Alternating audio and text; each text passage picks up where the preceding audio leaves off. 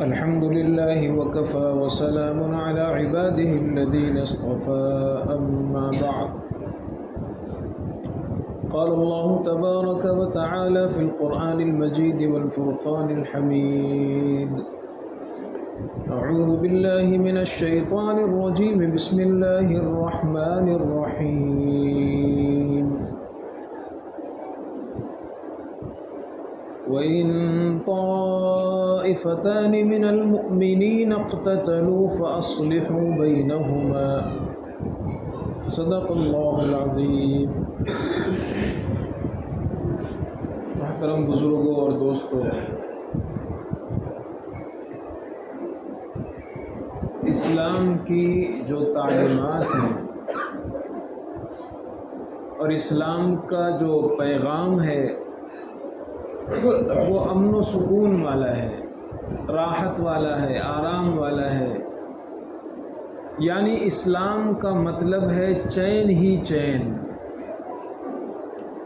اگر کوئی اسلامی تعلیمات کو اپنی زندگی میں مکمل طور پر داخل کر لے، جیسا قرآن کہتا ہے ادخلوا فی السلم کافہ، اے لوگوں پورے مسلمان بنا کرو، پورے اسلام میں داخل ہوا کرو، اسلام کو پورا اپنے اوپر لاگو کیا کرو۔ تو اگر کوئی اسلام کو اپنی زندگی میں اتار لے تو اس کی زندگی بڑی پرسکون ہو جاتی ہے، اس کا گھر جنت بن جاتا ہے، اس کی لائف اچھی ہو جاتی ہے، اس کی زندگی میں سکون ہی سکون آ جاتا ہے، چین ہی چین آ جاتا ہے۔ تو ہمارا یہ سماج اور ہمارا یہ معاشرہ چین و سکون کا گہوارہ کیسے بنے، اس کے اندر اطمینان اور امن کیسے آئے، اس کے لیے اسلام کی بہت ساری تعلیمات ہیں۔ ان میں سے ایک تعلیم یہ ہے جو میں نے ابھی قرآن پاک کی آیت کا ایک ٹکڑا پڑھا ہے۔ اللہ تبارک و تعالی اس میں ارشاد فرماتے ہیں، اے مسلمانوں، اگر مسلمانوں کے دو جماعتوں میں تھوڑا سا رنجش ہو جائے، ٹکراؤ ہو جائے، اختلاف ہو جائے، جھگڑا ہو جائے، دل خراب ہو جائے، تو تمہاری ذمہ داری یہ نہیں ہونا چاہیے کہ ارے چھوڑو ان کا کام ہے، ان کو لڑنے دو۔ ہماری زبان میں یہ کہا جاتا ہے ارے ان کو لڑنے مرنے دو، ہمیں کیا کرنا ہے۔ نہیں، اللہ کا قرآن ہمارے اوپر ایک ذمہ داری دے رہا ہے، فَأَصْلِحُوا بَيْنَهُمَا۔ وہ جھگڑا دو لوگوں کے درمیان ہو، دو گھروں کے درمیان ہو، دو خاندانوں کے درمیان ہو، دو جماعتوں کے درمیان ہو، قومی جھگڑا ہو، ملی جھگڑا ہو، شخصی جھگڑا ہو، وہ جھگڑے کی کوئی بھی نوعیت بن رہی ہو، دل خراب ہونے کا کوئی بھی ذریعہ بن رہا ہو، اللہ کا قرآن ہمیں آدرش دیتا ہے، خدا کا قرآن ہمیں پیغام دیتا ہے اور ہماری ذمہ داری بتاتا ہے، فَأَصْلِحُوا بَيْنَهُمَا۔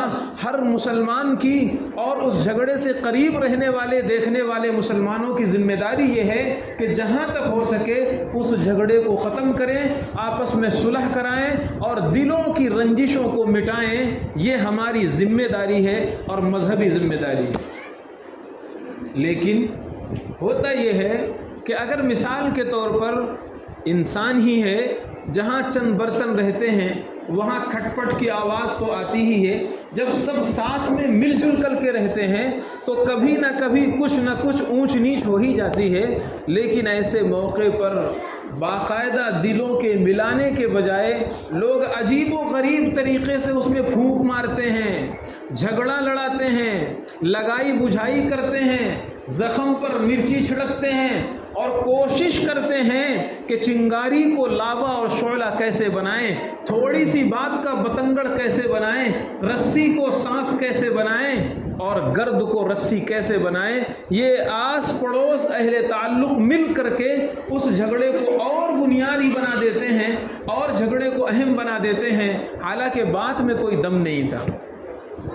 تھوڑی سی بات بڑھی تھوڑی سی بات ہوئی، اب ایک بندے کو پتہ چلا، وہ اس کے پاس آیا، ارے پتہ ہے یہ کون ہے جو آج تیرے سامنے زبان کھول رہا ہے؟ یہ تیرے ٹکڑوں میں پڑھنے والا تیرا چھوٹا بھائی ہے، اس کو تو نے پڑھایا، اس کو تو نے لکھایا، اپنے گھر میں رکھا، اس کے اپنی بیوی سے اس کے کپڑے دھلوائے، آج یہ ذرا سا سیانہ ہو گیا ہے، آج ذرا سا بڑا ہو گیا ہے، 2 پیسے اس نے کما لیے ہیں، آج یہ تیرے سامنے زبان کھول رہا ہے۔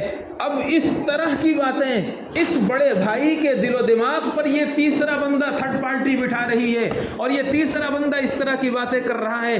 اب یہ جو بڑا بھائی ہے اس کا برین واش کر کے، اس کے دل و دماغ کو اس طرح کی چیزوں میں گھول کر کے خراب کر دیا گیا۔ اب دوسرا بندہ چھوٹے بھائی کے پاس آتا ہے اور وہ کہتا ہے، ارے تجھے پتا ہے یہ بڑا بھائی تھا، باپ کے مقام پر تھا، اس کا یہ کام تھا کہ وہ مجھے ساتھ لے کر کے چلتا، میرا احترام، میرا لحاظ کرتا، میرا بازو بنتا اور مجھے کاروبار میں لگاتا، بزنس میں لگاتا، اپنے کام میں شریک کرتا، اس نے مکھی کی طرح مجھے باہر کر دیا ہے۔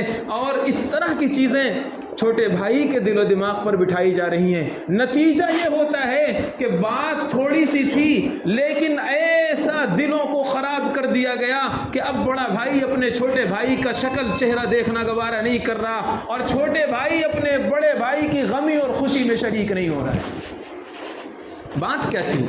بات کچھ بھی نہیں، بات کچھ بھی نہیں تھی۔ میاں بیوی کے جھگڑے کوئی جھگڑے ہوتے ہیں؟ ارے میاں بیوی کے جھگڑے کوئی، ہر گھر میں کچھ نہ کچھ ہوتا ہے، اونچ نیچ ہوتا ہے، کبھی شوہر نے گرما گرمی میں کچھ کہہ دیا، کبھی بیوی نے گرما گرمی میں کچھ کہہ دیا، لیکن ایسے موقع پر اگر عورت مائکے سے ٹیوشن لیتی ہے، اپنی ماں کو بہت زیادہ سناتی ہے، ماں اسے الگ سے میسیجز دیتی ہے، پیغامات دیتی ہے، اور اس کی جو بہنیں ہیں وہ اس کو خراب کرتی ہیں، شوہر کے بھائی شوہر کو خراب کرتے ہیں، شوہر کی بہنیں شوہر کو خراب کر رہی ہیں، شوہر کی ماں اس کو خراب کر رہی ہے۔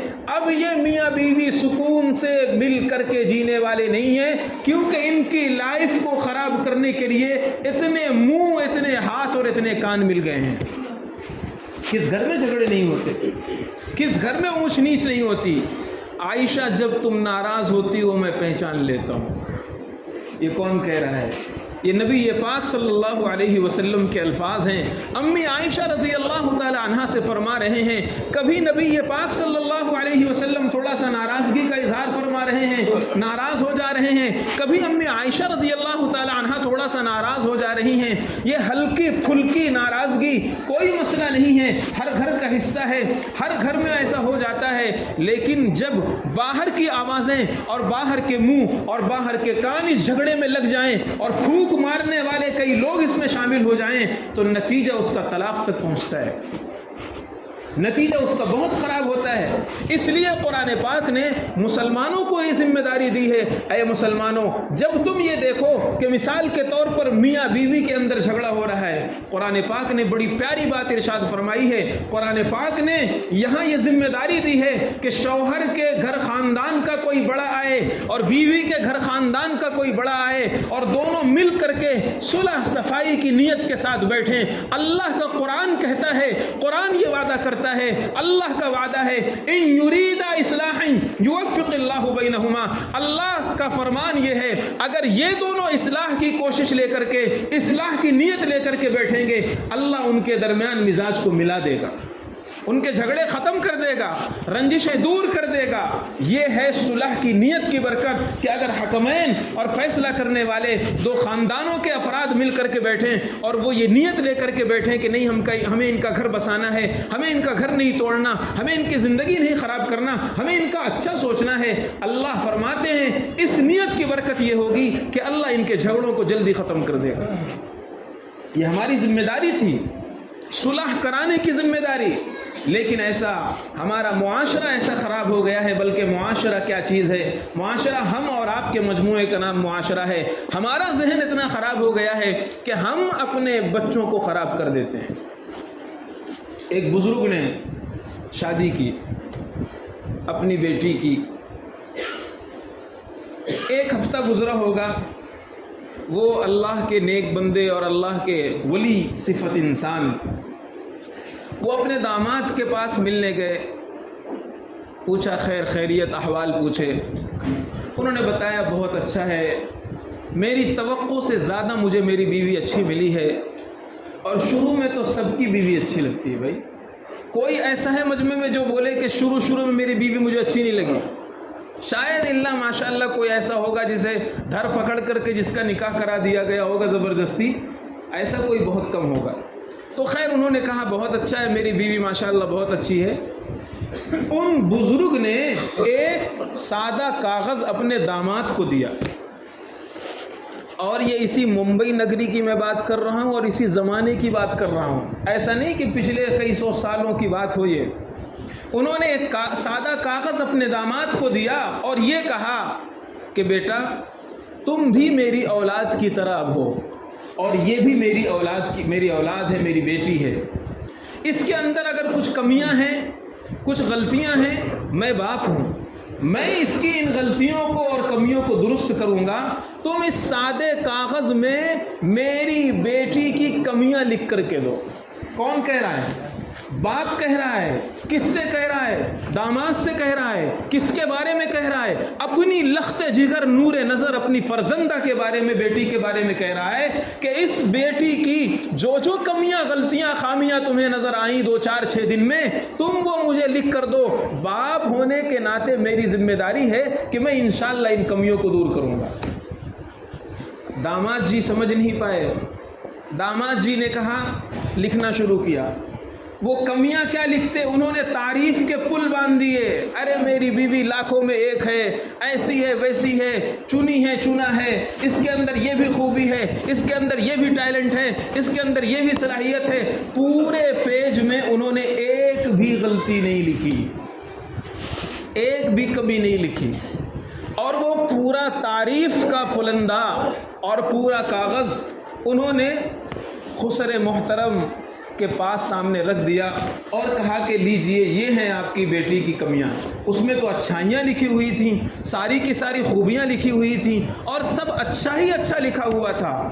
بزرگ صاحب نے کاغذ لیا اور کاغذ لے کر کے اس کو پڑھا، اور پڑھ کر جو بات انہوں نے کہی ہے وہ بڑی عجیب ہے. پڑھ کر جو جملہ انہوں نے کہا ہے وہ بڑا عجیب ہے. کہنے لگے بیٹے یہ میرے داڑھی کے بال ایسے ہی نہیں سفید ہوئے ہیں. انہوں نے کہا بیٹے پتہ یہ چلا کہ میں نے اپنی بیٹی کو جو تمہارے حوالے کیا ہے وہ ان اچھائیوں کے ساتھ کیا ہے. اتنی اچھائیاں لے کر کے میری بیٹی تمہارے گھر آئی ہے، اور میں نے اسے اچھائیوں کے ساتھ تمہیں دیا ہے. اب تم 1 مہینے کے بعد، 1 سال کے بعد کہو گے اس کے اندر یہ برائی ہے، اس کے اندر یہ برائی ہے، اس کے اندر یہ کمی ہے، اس کے اندر یہ کمی ہے، کھانا بھی نہیں بنا پاتی، بات بھی نہیں سنتی، بچوں کی پرورش بھی نہیں کر پاتی، اس کے اندر صفائی بھی نہیں ہے، اور اس کے اندر یہ بھی نہیں ہے. تو یاد رکھو یہ تمہاری پیدا کی ہوئی کمی ہوگی. میں نے اپنی بیٹی کو کمی کے ساتھ تمہارے یہاں ودا نہیں کیا ہے. جب داماد جی کو پتا چلا کہ یہ بات ہے تو کہنے لگے واہ مان گئے گرو جی، باپ تو باپ ہی ہوتا ہے. تو میں عرض یہ کر رہا ہوں کہ والد نے اپنی بیٹی کی کمیاں سیریسلی انہوں نے کہا کہ اگر ایسا ہو تو میں اپنی بیٹی کی کمیاں درست کروں گا. لیکن ہوتا یہ ہے کہ ہمارے ماں باپ جو بیٹی کو رخصت کر دیتے ہیں تو وہ یہ سمجھتے ہیں کہ میری بیٹی غلطی کر ہی نہیں سکتی، میری بیٹی غلطی کرے گی ہی نہیں، ساری غلطیاں سسرال والوں کی ہوگی. یہ بھی نظریہ غلط ہے. اور یہ بھی ہوئے کہ بیٹا لڑکا سمجھتا ہے کہ میرے ماں باپ غلط نہیں کریں گے، میری بہنیں غلط نہیں کریں گی. یہ نظریہ غلط ہے. قرآن پاک نے بہت صاف کہہ دیا ہے کہ دیکھیے جو بھی معاملہ پیش آئے اسے شریعت کے ترازو میں تول لو. ایک صحابی ہیں حضرت ابو درداء، جب وہ پہلی رات میں اپنے بیوی کے پاس گئے سب سے پہلی بات انہوں نے جو کہی وہ یہ تھی، دیکھو میرا مزاج الگ ہے، تمہارا مزاج الگ ہے، تم چاہو گی یہ ہو، میں چاہوں وہ ہو. بہت سی مرتبہ ایسا پیش آتا ہے، شوہر کہتا ہے یہ ہونا چاہیے، بیوی کہتی یہ ہونی چاہیے. نہ میری چلے گی نہ تیری چلے گی، چلے گی خدا کی پیاری شریعت، خدا کا قانون چلے گا. اللہ کا حکم چلے گا. اگر میں غلط ہوں گا میں معافی مانگ لوں گا, میں تجھے راضی کروں گا, اور اگر تو غلط ہوگی تو تجھے معافی مانگنی پڑے گی, تجھے مجھے خوش کرنا پڑے گا, راضی کرنا پڑے گا. یہ حضرت ابو دردہ رضی اللہ تعالیٰ عنہ نے لائف اسٹائل کیسے جینی چاہیے اس کو سکھانے کے لیے انہوں نے یہ بات امت کے سامنے بیان کی. میں عرض یہ کر رہا تھا, گھریلو جھگڑوں ہوں, دوستوں کے جھگڑے ہوں, قوم کے جھگڑے ہوں, جماعت کے جھگڑے ہوں, سماج کے جھگڑے ہوں, اللہ کا قرآن ہمیں پیغام دیتا ہے فَأَصْلِحُوا بَيْنَهُمَا, اے مسلمانوں کوشش کرو دو چار لوگ مل کر کے, خاندان کے, علاقے کے, پڑوس کے سب لوگ جائیں اور ان کو بٹھائیں, بھائی تمہارا جھگڑا کیا ہے, بھائی بات کیا ہے, ارے بات تو اتنی سی ہے, اس کو ایسے پیش کرو جیسے کوئی مسئلہ ہی نہیں ہے. اس نے مجھے گالی دے دی تھی, ارے غفلت میں دے دی ہوگی, بھول میں دے دی ہوگی, وہ تمہارا بہت احترام کرتا ہے, تمہاری اچھائیاں بیان کرتا ہے. اللہ کے پیغمبر صلی اللہ علیہ وسلم نے فرمایا, ابو داؤد شریف کے اندر حدیث موجود ہے, لیس بالکاذب من یصلح بین الناس, اللہ کے پیغمبر نے فرمایا اگر لوگوں کے درمیان صلح کرانے کے لیے کوئی بندہ جھوٹ بھی بول دیتا ہے وہ خدا کی نظر میں جھوٹ نہیں ہے. جھوٹ اتنا بڑا پاپ جس کے بارے میں پیغمبر نے فرمایا مومن سب کچھ ہو سکتا ہے, مومن جھوٹا نہیں ہو سکتا. لیکن اللہ کے پیغمبر نے یہ بھی فرمایا سماج اچھا رکھنے کے لیے, انسانوں کو اچھا رکھنے کے لیے, سماج سدھار کے لیے آپ نے ایک بات ارشاد فرمائی, اگر صلح کرانے کے لیے ایک تیسرا بندہ کھڑا ہو کر کے ان دونوں کو ملانے کے لیے جھوٹ بھی بول دیتا ہے, خدا کی نظر میں اس جھوٹ پر اسے ثواب ملے گا, اس جھوٹ پر اسے گناہ نہیں ملے گا. یہ اللہ کے پیغمبر صلی اللہ علیہ وسلم نے فرمایا. کیسے جھوٹ بولنا ہے میں اس کا طریقہ ممبر سے بتا رہا ہوں. جھوٹ بولنے کا طریقہ یعنی جائز جھوٹ. مثال کے طور پر دو لوگوں کے درمیان جھگڑا ہو گیا ہے, دو لوگوں کے درمیان جھگڑا ہو گیا, دوریاں پیدا ہو گئیں, وہ اس کے بازو میں نہیں کھڑا ہو رہا, وہ اس کا چہرہ نہیں دیکھنا چاہ رہا, ادھر سے ادھر بھاگ رہے ہیں. اللہ کے پیغمبر نے پتہ ہے کیا فرمایا, حدیث موجود ہے, ہر جمعرات کو اور ہر پیر کو اللہ کی عدالت میں مخلوق کے بندوں کے اعمال پیش کیے جاتے ہیں. لوگوں کے اعمال کو خدا دیکھتا ہے, انہیں قبول کر دیتا ہے اور کسی کے درجات بلند کرتا ہے, نیکیاں دیتا ہے, کسی کو معاف کرتا ہے. لیکن جن کے سینوں میں کینہ بھرا ہو, جو دو لوگ آپس میں بغض و عداوت رکھنے والے ہیں, نفرت رکھنے والے ہیں, ان کو خدا کہتا ہے اپنے فرشتوں سے, فرشتوں انہیں چھوڑ دو, جب تک یہ اپنے دلوں کو نہیں ملائیں گے خدا انہیں معاف نہیں کرے گا, خدا ان کے درجات نہیں بلند کرے گا, ان کو چھوڑ دو. اور آگے چل کر میں عرض کرتا ہوں, ابھی شعبان چل رہا ہے, شب برات آنے والی ہے, شب برات میں ہر شخص کی مغفرت ہو جاتی ہے, 6 لوگ بخشے نہیں جاتے, ان میں سے ایک وہ ہے مشاحن جس کے سینے میں کینہ بھرا ہو, جس کے دل میں نفرت بھری ہو, جس کے دل میں اپنے بھائی کے تئیں بغض اور عداوت بھرا ہوا ہو. اللہ 15ویں شعبان میں اسے نہیں معاف کرتا, پیر اور جمعرات میں اسے معاف نہیں کرتا, اس کو چھوڑ دیا جاتا ہے. بندے جب تک تو اپنا دل صاف نہیں کرے گا خدا بھی تجھے صاف نہیں کرے گا. یہ ایسی خطرناک چیز ہے, یہ ایسی ڈینجر چیز ہے. اللہ کے پیغمبر نے فرمایا ایسے ڈینجر کینسر کو ختم کرنے کے لیے اگر تمہیں جھوٹ بھی بولنا پڑے مسلمانوں جھوٹ بول دیا کرو.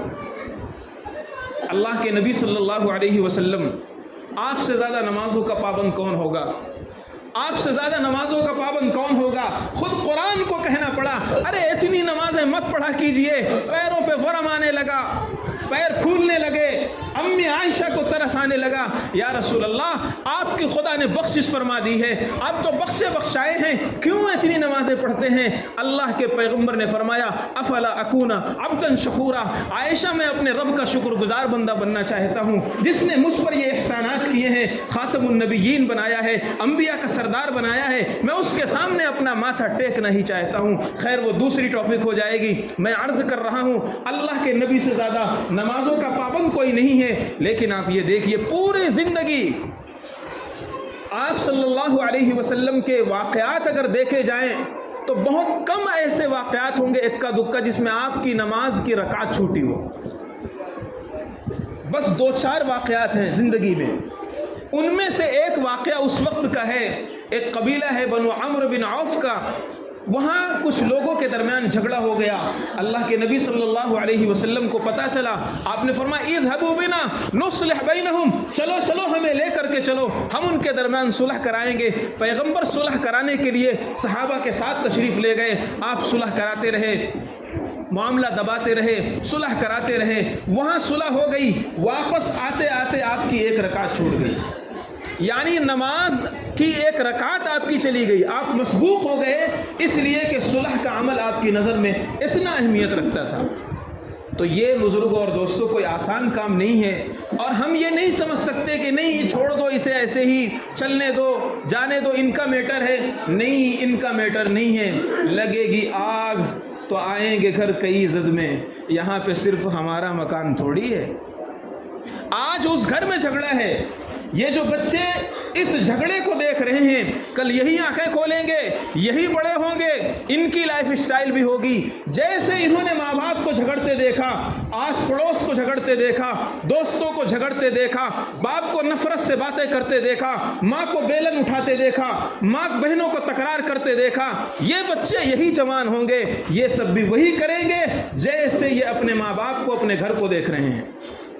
ہم کیا سمجھتے ہیں بچوں پر اثر نہیں پڑتا ہے؟ 1.5 سال کا بچہ، 2 سال کا بچہ، 2 سال کا بچہ ہے، باپ نماز پڑھ رہا ہے، بچہ صحیح سے کھڑا نہیں ہو پاتا ہے، وہ بھی بازو میں مصلے پہ آ کر کے لیٹ جاتا ہے، مصلے پہ آ کر کے سجدے کی شکل بناتا ہے۔